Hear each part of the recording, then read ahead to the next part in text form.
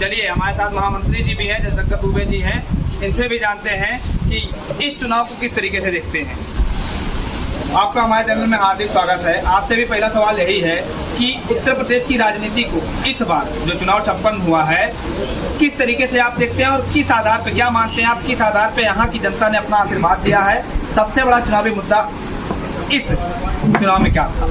सबसे पहले तो मैं आपको धन्यवाद देना चाहूँगा कि आप हमसे ये चुनावी समर के बारे में जानने। यह जो चुनाव अब की बार 2024 में लोकसभा का हुआ है, उसका मुख्य मुद्दा रहा है बेरोजगारी, किसानों की समस्या।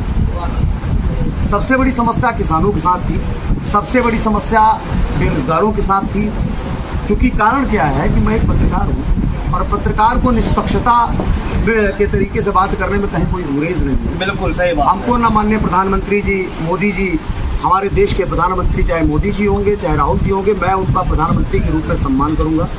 लेकिन अब की बार जो चुनाव हुआ वो जनता केवल बेरोजगारी और किसानों की समस्या ये मूल कारण था। सबसे बड़ा मुद्दा उत्तर प्रदेश का यही था। सबसे बड़ा उत्तर प्रदेश का यही था। अच्छा, राहुल जी जो विपक्ष इंडिया गठबंधन ने जो ये काम किया, चुनाव लड़ा, उसने केवल बेरोजगारी और किसानों की समस्या का सबसे बड़ा मुद्दा बनाया। अब बेरोजगारी, जैसे इनके द्वारा जितनी भी परीक्षाएं कराई गई, हर परीक्षाओं में पेपर आउट हो गए, बच्चे परीक्षा देने गए तो कहीं न कहीं ये जनता में, जनता जनार्दन में ये सारी बातें फैली कि इनके द्वारा जितनी भी परीक्षाएं कराई जा रही हैं सब में पेपर आउट हो जा रहे हैं। जितने लोग जैसे तदर्थ के शिक्षक रहे, इंटर कॉलेजों में तदर्थ के शिक्षक रखे गए, वह शिक्षक 55 वर्ष का हो गया। 55 वर्ष में इन्होंने सेवा तत्काल प्रभाव से समाप्त कर दी और सेवा समाप्त करने के बाद ये नए तरीके से परीक्षा कराना शुरू कर दिए। 50 वर्ष का, 55 वर्ष का जो व्यक्ति हो गया है, उसके बेटे की शादी होने लायक है, क्या वास्तव में परीक्षा देने योग्य है?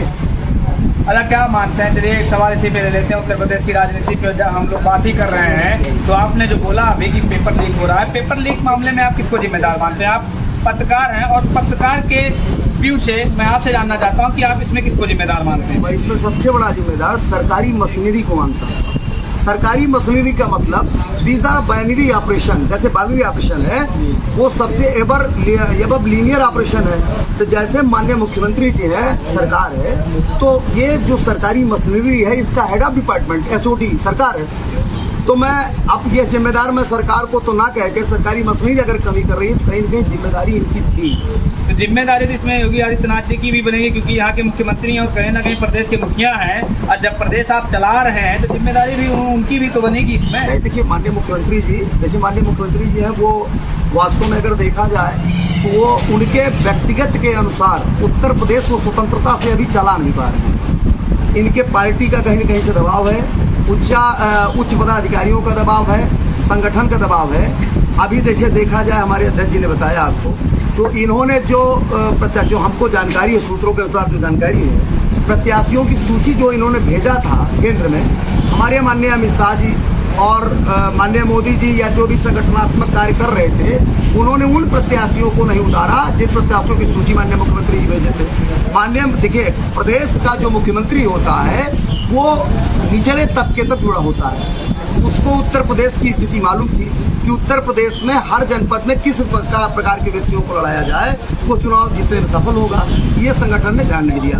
तो सबसे बड़ा मुद्दा तो हमारे यहाँ किसानों के यहाँ, जैसे ये मान लीजिए, चाहे वो सरकारी मशीनरी की कमी मानिए चाहे सरकार की कमी मानिए, जैसे पशु की सबसे बड़ी समस्या, बेजुबान की सेवा करना हमारा कर्तव्य है, बेजुबानों की सेवा करें, लेकिन उनको रख रखाव की व्यवस्था, कहीं न कहीं रख रखाव की व्यवस्था की कमी है। किसान हमारे खेती करते हैं, खेती में कहीं न कहीं जानवर घुस जा रहे हैं, तो ये भी सबसे बड़ी समस्या है। ये सबसे बड़ा मुद्दा किसानों के लिए रहा और ये इनको निश्चित जानिए कि जमीनी स्तर पर सबसे बड़ा नुकसान है इनको यही हुआ। और भारतीय जनता पार्टी, मैं 2002 से चुनावी सफर को देख रहा हूँ, पत्रकारिता भी कर रहा हूँ। भारतीय जनता पार्टी को नुकसान 2002 में माननीय अटल जी की सरकार थी, महंगाई मुद्दे को लेकर अटल जी साहब हो गए थे, अटल जी का नुकसान हो गया था। और निचले स्तर के जो कार्यकर्ता भारतीय जनता पार्टी के, उसको कभी उच्च पद जितने भी पदाधिकारी भाजपा के हैं वो इग्नोर करते नजर आते हैं। तो जो निचले स्तर तक के कार्यकर्ता भाजपा के हैं, अगर ये ऐसे भुलाते गए कि साफ हो जाएंगे।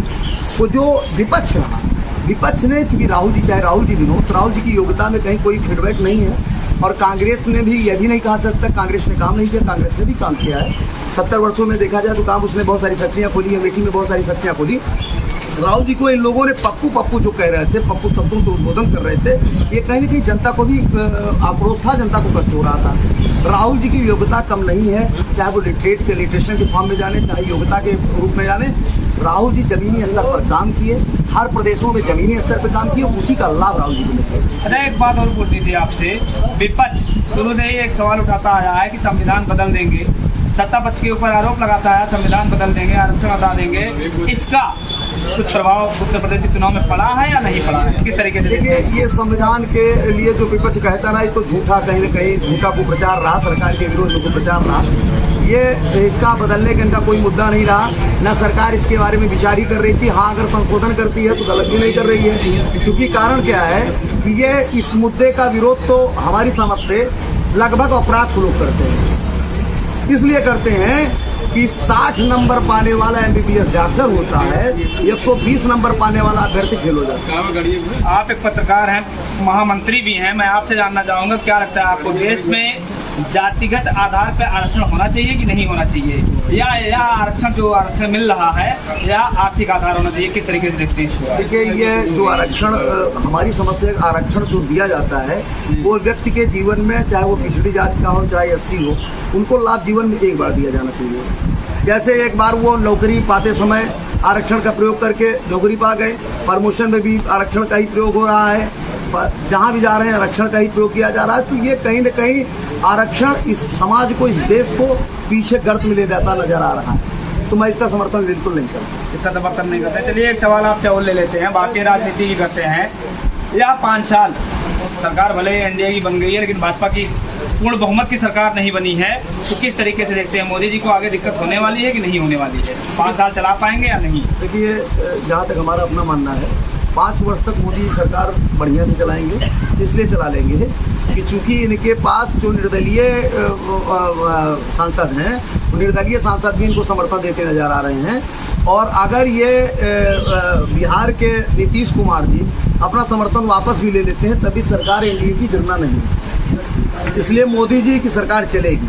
लेकिन अगर इन्होंने नहीं चेता किसानों की समस्या, बेरोजगारी पर ध्यान नहीं दिया, शिक्षा मित्र 1,24,000 सेवा इन्होंने समाप्त कर दिया, कोई मतलब नहीं।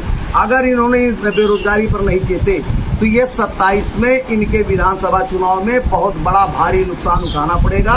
और ये समझिए कि विपक्ष इसी तरीके से काम करता रहा तो कहीं न कहीं इनका उत्तर प्रदेश से सफाया भी होना संभव हो सकता है। मतलब आप मानते हैं कि 2024 में जो लोकसभा की सीटें भाजपा को भारी नुकसान हुआ है यहाँ से, कहीं ना कहीं इसका प्रभाव 2027 में पड़ेगा? नहीं, अगर नहीं चेते तो, अगर सुधार कर लेते हैं तो पुनः विधानसभा में, चूंकि अभी भी लोकप्रियता इनकी माननीय मुख्यमंत्री जी की है, और मुख्यमंत्री जी योगी आदित्यनाथ जी की सलाह प्रधानमंत्री और उच्च पदाधिकारियों को मानना चाहिए। योगी जी ने जमीनी स्तर पर काम किया है और इनमें कोई कमी नहीं है, इनकी बात नहीं मानेंगे या अगर सुधार नहीं किए तो विधानसभा में नुकसान होना संभव। बिना शर्त समर्थन मिला प्रधानमंत्री मोदी जी को, तो क्या लगता है, या समर्थन 5 साल जारी रहेगा या कहीं ना कहीं बीच में दिक्कत हो सकती है? देखिए, समर्थन हमेशा जारी इसलिए 5 वर्ष रहेगा, उसका कारण आज जारी है। नीतीश कुमार जी का विधानसभा का चुनाव बिहार में है। भारतीय जनता पार्टी ने बिहार में अपनी पैठ बना चुकी है। तो अपनी पैठ बनाने की वजह से नीतीश जी को अपनी सीटों को विधानसभा में बचाने के लिए भाजपा का समर्थन अनुरोध करना पड़ेगा, और ऐसे करते रहेंगे, वापस समर्थन नहीं होगा। चलिए, देख सकते हैं जयशंकर दुबे जी हमारे साथ हैं, महामंत्री हैं पत्रकार संघ के, और इनका मानना है, वकील पेशे से वकील भी हैं, इनका मानना है भारतीय राजनीति को देखते हैं कि इस बार उत्तर प्रदेश की जनमानस ने जो अपना मत दिया हुआ है, उनका सबसे बड़ा आधार था बेरोजगारी, महंगाई, और किसानों का सबसे बड़ा मुद्दा था पशु, आवारा पशुओं से किसानों को। इनका मानना है कि दिक्कत हुई है इस आधार पे, यहाँ की जनता ने इनको वोट ना देके विपक्ष को वोट किया है, और इन्हीं का मानना है कि अगर अभी भी सरकार नहीं चाहती कि 2027 के विधानसभा चुनाव में भारी नुकसान हो सकता है। हमें समय देने के लिए धन्यवाद। जय हिंद, जय भारत।